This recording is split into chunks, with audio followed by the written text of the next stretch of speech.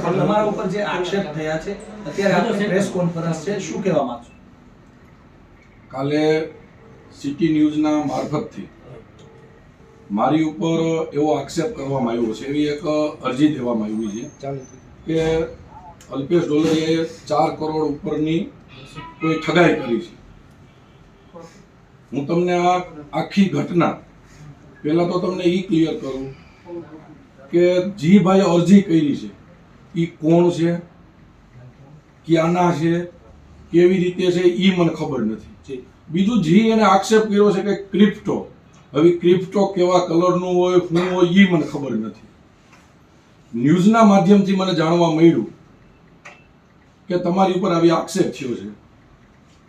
આ ઘટના આખી એવી રીતે હતી કે લગભગ 1.5-2 મહિના પહેલા મને વડતાલ મંદિરના મહંત નવતમ સ્વામીનો મને ફોન આવ્યો કે અલ્પેશભાઈ એક મુંબઈનો હરિભક્તનો દીકરો છે અને એને કંઈક રાજકોટમાં પ્રશ્ન બન્યો છે, તો તમને મોકલું, તમે મદદ કરજો ને.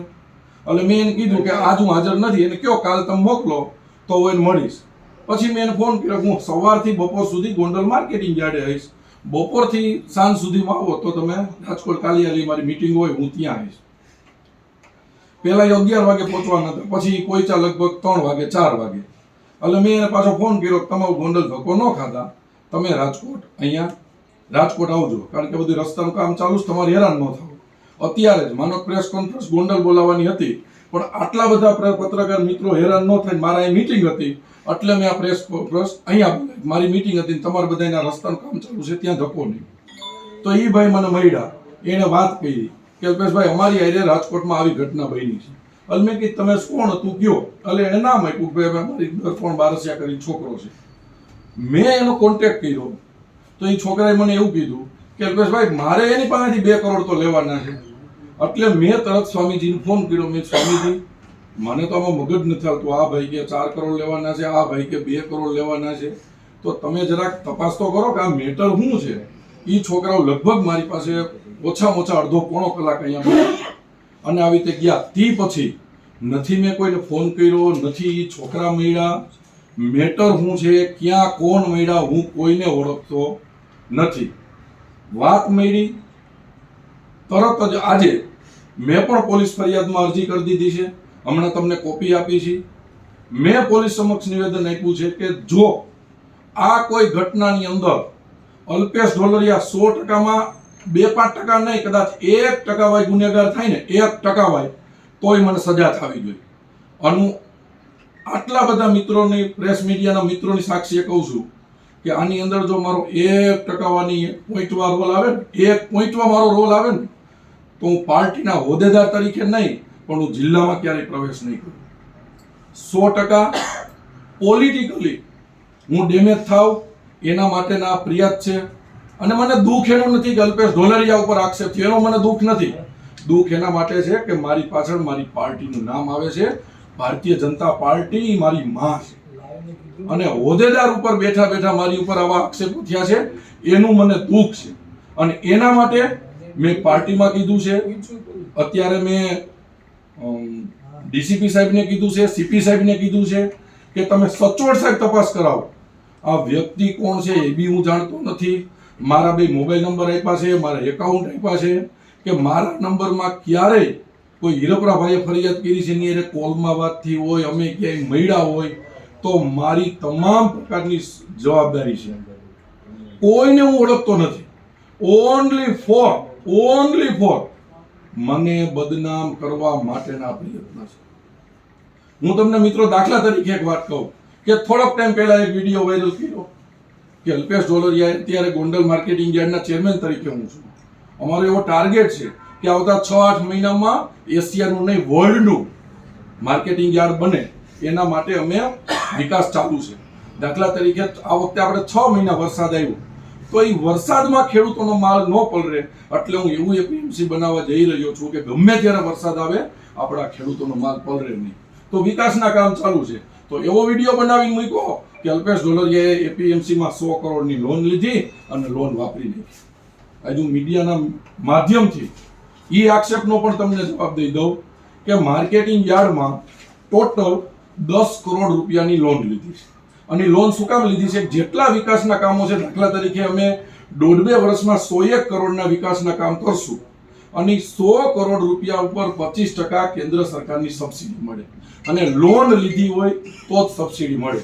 પણ એ 10 કરોડની લોન લીધી છે, એમાંથી અમે ટોટલ 3 કરોડ રૂપિયા વાપર્યા છે. પણ અત્યારે માર્કેટિંગ યાર્ડ પાસે 7 કરોડની તો બેલેન્સ પડી છે, તો આમાં 100 કરોડની લોન ક્યાં આવી? તો એવો વિડીયો બનાવ્યો, કેવી કેવી વાત તમારી ઉપર નાખે કે એક જગ્યાએ માર્કેટિંગ યાર્ડમાં કોઈ જગ્યાએ ગયા હશે ત્યાં 3600 કિલોનો કોથળો થતો હોય છે, એવો વિડીયો બનાવ્યો. હવે એ વિડીયો બહારનો ગોંડલ માર્કેટિંગ યાર્ડને કાંઈ લેવા દેવા નહીં, તો નીચે લખી નાખ્યું કે અલ્પેશ ઢોલરિયાના ગોંડલ માર્કેટિંગ યાર્ડમાં ખેડૂતો ઉપર થતી છેતરપિંડી.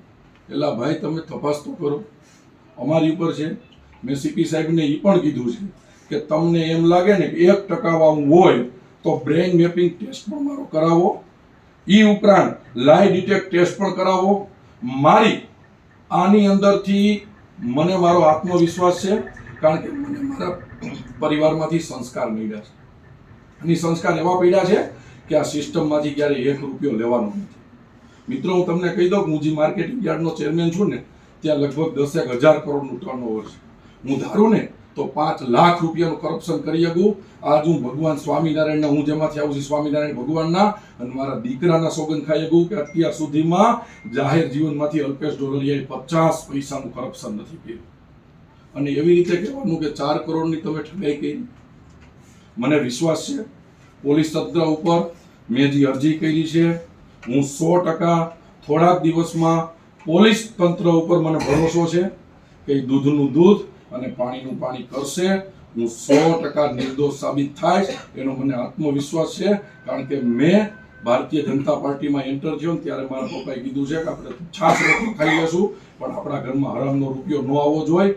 એ હું આજે તમારી સામે બેઠો છે ત્યાં સુધી મારા દીકરાના સોગંદ ખાઈને કહી શકું કે મેં કોઈ દી 50 પૈસા ક્યાંથી લીધા નથી. સાહેબ, આક્ષેપ છે એ તમે કહો છો, તો તમને પોલીસ તંત્ર દ્વારા અથવા તો પ્રદેશ પાર્ટીમાંથી કઈ એવી સૂચના કે કઈ એવી ઇન્ક્વાયરી આવી છે કે તમે આ શું કર્યું છે એનો જવાબ આપો?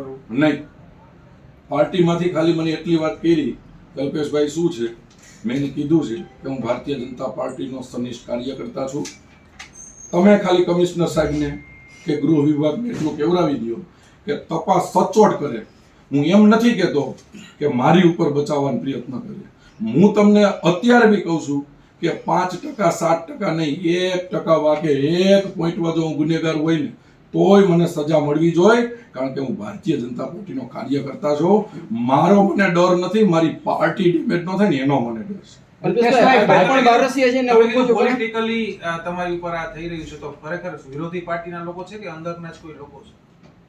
ભાઈ, આમ તો અમને વિપક્ષ ઉપર જ શંકા હોય અને ઈ જ નીકળશે, પણ છતાંય કોણ હોય અત્યારે મને ખબર નથી. પણ જે રીતે પોલીસ ભરોસો છે એ તપાસ કરશે, સત્ય બહાર આવશે એનો મને ભરોસો છે. એ ઉપરાંત તમને કહી દો, મેં પોલીસ ફરિયાદ કરી છે અને 10 કરોડ રૂપિયાનો માનહાનિનો મેં દાવો કર્યો છે.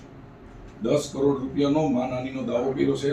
એડવોકેટ શિવલાલ ભંડેરી, નિરંજન ભંડેરી અને એડવોકેટ કુલદીપસિંહ જાડેજા સાથે મળી અને 10 કરોડ રૂપિયાનો કાલ દાવો પણ દાખલ થઈ ગયા છે કે ભાઈ તમને આ કેવી રીતે માહિતી પડી અને જો હું ગુનેગાર હોય તો મને સજા મળવી. કોની ઉપર દાવો કર્યો છે? જી ભાઈ, હીરોપરાભાઈએ આ કર્યું છે, એની ઉપર મેં દાવો કર્યો છે. આ દર્પણ બારસિયા છે, એમને તમે અગાઉ ક્યારે મળ્યા હોય અથવા તો ઓળખતા હોય એવું કંઈ ખરું? દર્પણ બારસિયા લગભગ 4-5 વર્ષ પહેલા, એટલે જ્યારે હું જિલ્લા ભાજપ પ્રમુખ નહોતો એ પહેલા યુવા મોરચાના કારોબારીનો સદસ્ય હતો, એટલે હું એને ઓળખું છું. એ સિવાય મારે એની હારે જેને કહેવાય કોઈ ધંધોનો રિલેશન હોય, કોઈ બિઝનેસ હોય, આવું મારે કોઈ નથી. હા, હું ઓળખું છું, પણ કેવી રીતે કે આની પહેલાની ટર્મમાં એ કારોબારીનો સદસ્ય હતો. અત્યારે નથી, પણ ત્યારે હતો. એને તો એવો દાવો કર્યો છે, ફરિયાદ આપી છે મુજબ કે અલ્પેશભાઈ અમારા પાર્ટનર છે. 1% નહીં. દાખલા તરીકે અલ્પેશભાઈના પાર્ટનર હોય તો મારા બિઝનેસોમાં ક્યાં કેનો સામેલ હોય. હું એને ધંધાની વાતમાં આજ સુધી કોઈ મળ્યો પણ નથી કે ભાઈ બેહીને અમે ધંધાની ચર્ચા કરી હોય. અચ્છા, મળ્યા હોય કેવી રીતે, કોઈ પ્રસંગોપાત મળ્યા હોય તો હાઈ હેલો થાય, આવી રીતે. એ સિવાય મારે 1% એની એટલે બિઝનેસ રિલેશન નથી. રિલેશનની વાત અલગ છે, સામે બેહીને બિઝનેસની ચર્ચા પણ કરી. અલ્પેશભાઈ, વાત એવી આવે છે ફરિયાદીને સીએમ સુધી ભાજપના જ કોઈ નેતાઓ પણ લઈ ગયા હોવાની વાત છે, એટલે વિરોધમાં છે કે પાર્ટીમાંથી જ કોઈ હિતેક શું તેમ છે તમારે? ભાઈ એ વાતને કઈ હું જાણતો નથી. હું એટલી જ વાતને જાણું છું કે કાલ સિટી ન્યૂઝમાં ચાલુ થયું, ત્યાંથી બધા મીડિયામાં આવ્યું, કોણે કરાવ્યું, શું કરાવ્યું, એ મને પોલીસ તંત્ર પર ભરોસો છે. લગભગ 24 કલાકમાં મારી ફરિયાદ દાખલ થયા પછી દૂધને પાણીનું પાણી થઈ જશે. અને મેં એવું નથી કીધું કે મને બચાવો, હજી તમને ફ્રી કહી દઉં, મેં એવું જ કીધું છે કે 1% જો હું ગુનેગાર નીકળું 1% તો મને સજા મળવી જોઈએ, મારી પાસે હોદ્દો ન રહેવો જોઈએ અને મારા જિલ્લામાં પ્રવેશવાનો મને અધિકાર પણ નથી. અલ્પેશભાઈ, ફરિયાદીએ એવું કીધું હતું કે તમારી સાથે અહીંયા ભાજપ કાર્યાલયે હરિભાઈ પટેલે 1.5 કલાક મીટિંગ કરી હતી, એમાં તમે ધવલ દવેનું નામ પણ લીધું હતું. ખરેખર આમાં શું હતું? ભાઈ ઈ લોકો અહીંયા આવ્યા, કોઈ પોલિટિકલી ચર્ચા નથી, કોઈ નહીં. મુદ્દો ખાલી એટલો થયો કે મને નવતમ સ્વામીનો ફોન આવ્યો કે અલ્પેશભાઈ ગરીબ ભગત છે, તમે અહીંયા આગેવાન છો તો તમે આને તપાસ કરો. આથી વિશે અને એ છોકરાઓ આવ્યા ને ભાઈ, ત્યારે સ્વામિનારાયણ સત્સંગી છોકરા હતા. મેં તો એને એવું સમજાવ્યું કે શિક્ષાપત્રીમાં એવું લખ્યું છે કે બિન હિસાબે કોઈ કામ ન કરવું, મને તમારી ઉપર દયા આવે છે, તમે લોકો સત્સંગીથી આવા કામમાં જોડાયેલા છો, આવું મેં એને કીધું છે. એ ઉપરાંત ભાઈ મેં એને કોઈ ઠપકો આપ્યો હોય, પાર્ટીનું નામ લીધું હોય, વ્યક્તિનું નામ લીધું હોય, આવો કોઈ મુદ્દો પણ નથી, કારણ કે આમાં વ્યક્તિની પાર્ટીની કોઈ વાત જ નથી. અને લગભગ મારી પાસે અડધો પોણો કલાક બેઠા, એમાં કોઈ ગરમ વાત થઈ હોય એવું પણ નથી. 100% પોલિટિકલી ડેમેજ કરવા માટેના જ આખો ભાઈ લગભગ 1.5 થી 2 મહિના આસપાસ પહેલા. અને એ પછી આ વાત હું સંપૂર્ણ ભૂલી ગયેલો હતો. એ પછી આ વાત મેં કોઈની હારે મીટિંગો કરી હોય, કોઈ મેં બોલાવ્યા હોય, હરી હારે મેં લાંબી ચર્ચા કરી હોય, કોઈ જ વાત નહીં. ખાલી મુદ્દો એટલો, ત્યારે એ આવ્યા, એને મને વાત કરી, એટલે મેં દર્પણ બારસીયાનો સંપર્ક કર્યો. દર્પણ બારસીએ મને એમ કીધું કે મારે આમાં પૈસા લેવાના છે, એટલે મેં સ્વામીજીને કીધું, મેં સ્વામીજી આ તો કેવી વાત છે, આ ભાઈ કે એટલા મને દેવાના, ઓલા ભાઈ કે એટલે મને તો મહિનામાં સાચું મુજબ કંઈ ખબર પડતી નથી. મેં તમે આને સમજાવજો, આ મેટર કંઈ ખબર ન પડે એવી છે. અને એ છોકરાઓ અહીં બેઠા, ચા પાણી પીધા, એકદમ શાંતિથી દાંત કાઢતા વાત કરતા ગયા. અને છતાંય મેં છોકરાને કીધું, ભાઈ સ્વામીજીનો ફોન હતો, એ અમારા ગુરુજી છે, તમને જ્યાં જરૂર પડે ત્યાં અલ્પેશ તમને મદદ કરશે, તમને હેલ્પ થતી હોય તો હું તમને મદદ કરીશ. આથી વિશેષ હું કોઈ વાતને જાણતો નથી. તમે પોલીસ સ્ટેશને નામ મોકલા કોને?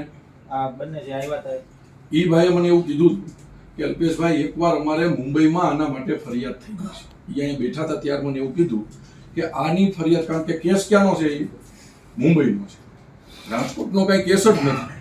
એ તે સમયે કીધું છોકરા બધા રહેતા હતા ક્યાં? મુંબઈમાં. રાજકોટનો કેસ જ નથી. એ છોકરાએ ફરિયાદ મને એ પણ કીધું કે અમે મુંબઈમાં ફરિયાદ પણ કરી છે. હવે એ ફરિયાદનું શું થયું એ બી મને ખબર નથી.